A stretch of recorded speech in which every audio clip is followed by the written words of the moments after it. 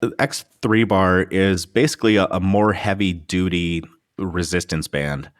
Um, and it's not, it's nothing magical. I know the name X3 is because of a study that was performed that shows that work with resistance bands plus conventional resistance training produced 2 to 3 times better results in power and strength gains compared to conventional free weight training. Um, but that's a study that that needs to be analyzed a little bit because at least in terms of hypertrophy, there was no statistically significant difference between the groups. And even the authors of that study suggested that elastic band training in and of itself would not produce the same degree of results that combined training of bands plus free weights did.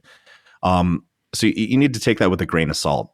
It can be a fantastic tool if you're traveling, if you're busy, if you want something for your home space and you don't have a lot of room. Um, but I really think that most people could spend a fraction of the cost. Like I said, the resistance bands I have are like $25 and they have up to 140 pounds of resistance. Most people don't need 600 plus pounds of resistance in some types of movements. The other big selling point with X3 was the idea that it has variable resistance. That I think, as Dr. Jackwish puts it, that your body is strongest in an impact ready position. So when your arms are almost straight ahead in a chest press, you're significantly stronger than towards the bottom of the range of movement of a chest press. And because a resistance band or the X3 bands provide increasing amount of resistance, the more you stretch them, that it's going to allow for better strength increases and therefore better hypertrophic gains. Um, the problem with that is like pulling movements have the opposite strength curve. So, yes, you have an ascending strength curve in a pushing movement like a shoulder press or a chest press, because as you continue to lift, your moment arm, the length of your humerus, goes from being held out at your side to basically straight ahead. So that lever is going down to almost zero, and more of the weight is supported through the bones of your arms. Um, but in a pulling movement, like a pull up, in a pull up, you are strongest when your arms are almost completely straight overhead, and you're weakest when your chin is essentially above the bar. So, if the ascending resistance curve of the X3 is a boon to building strength gains in certain pressing movements, unfortunately, that means it's literally backwards for pulling movements. In that case, free weight movements would be better for pulling movements because they have an even resistance curve, and the resistance curve imposed by the X3 is backwards for those pulling movements. Now, really, as long as you train with a sufficient degree of intensity, you can use any tool to improve strength, joint composition, cardiovascular conditioning. It's still a tool no matter what you use, and some are better and some are worse. But if you're intelligent and if you train hard enough, you can find a way to get the job done. But at like $350 or $450, whatever this particular piece of equipment is, it's nothing that hasn't been done before. Arthur Jones really pioneered the idea of variable resistance back, in the 1970s. So 50 years ago, he came up with the idea that muscles are stronger and weaker in different positions, and the tool that you're using should reflect that. And even the idea of being strongest in an impact ready position was written about, I think, almost 20 years ago, maybe over 20 years ago, by John Little in his book, The Peak Contraction Principle. Little would take a movement like the bench press, and he would have people just train the last 3 to 5 inches of a bench press using really, really, really heavy weights. And not only did a lot of people that train that way see significant size and strength increases, but they found that it had a carryover in most movements to where a lot of people would have strength improvements over the entire course of the bench press. Now, I'm not particularly a fan of that approach because of the high amount of force and weight that's used, but it goes to show that there's nothing really that original or that unique or that out of the box and revolutionary with the X3.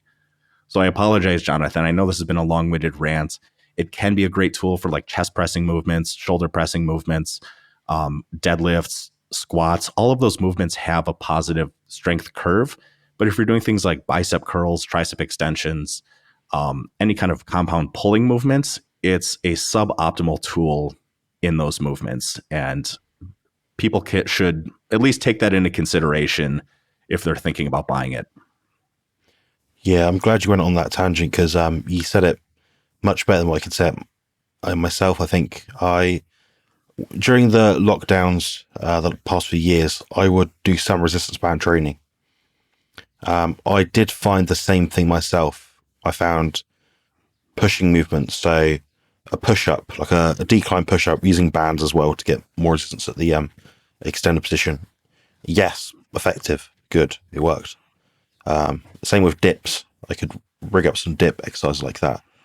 Shoulder press as well. Upright rows were quite effective as well. So I'd attach basically a bar, like you find in the gym, like with a cable, the little carabiner, attach that to the resistance band, put the band on my feet, and just do an upright Hmm. row of some kind. Might even do like a reverse or a front shoulder press, wherever I could do with the equipment I had basically. So it's quite makeshifty, quite DIY, but it did work. The problem that I always found, which is matched exactly what you've said, is the pulling movements. You just can't find a way to get the resistance right. You could get a good contraction like a row movement or a pull down movement, right down to the hips, but there's that area of the movement where it's just not lots happening. Yeah. When your arms are straight away from your body and you're trying to do a row or a pull, there's no tension, so it's Yep.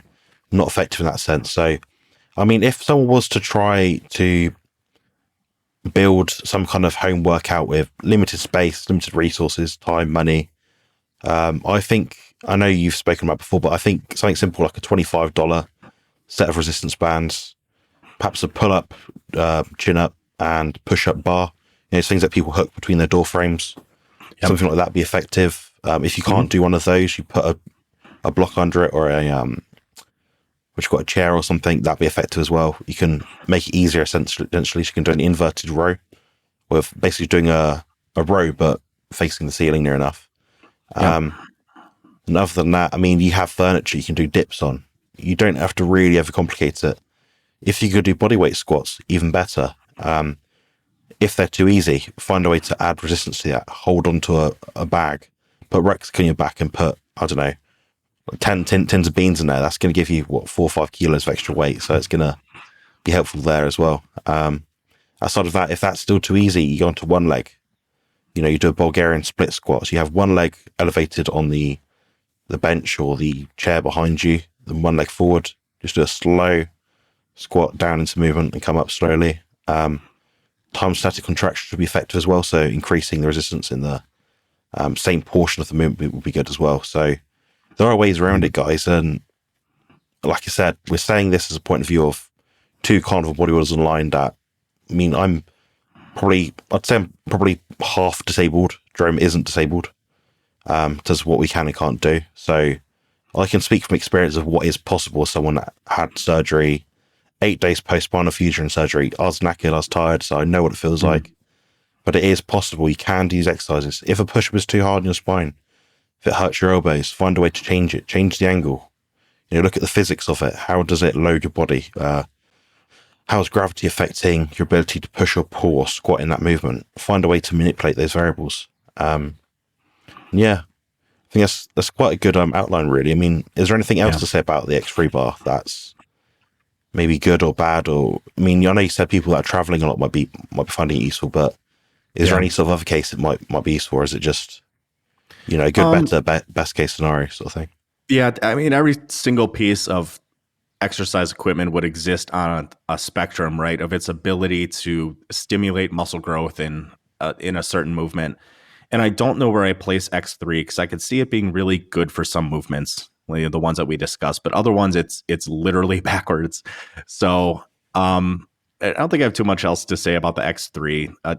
To kind of touch on some of the things you said, if I had $100 to spend on a home gym, and just $100 to try and keep it cheap, I would get resistance bands. Probably be the first thing I would buy.